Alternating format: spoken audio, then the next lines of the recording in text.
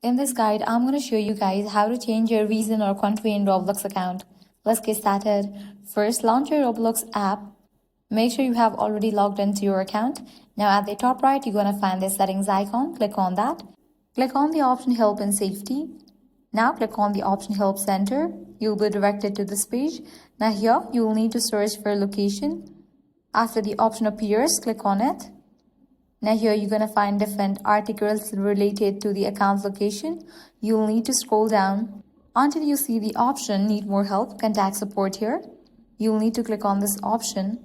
Then you'll need to enter your account details such as your username, email address, first name. Likewise, confirm your email address. Select in which device you're having this issue. For the help category, select How To. For the subcategory, select How to Change Location. In the description box, you'll need to describe about the issue that you are unable to change the location, or you have shifted to new location and you want to update location in your Roblox account and send it. With this, Roblox support team will get back to you within few days to confirm the change. And that's it. This way you were able to change location on Roblox. If this guide helped you out, do not forget to like, share and subscribe.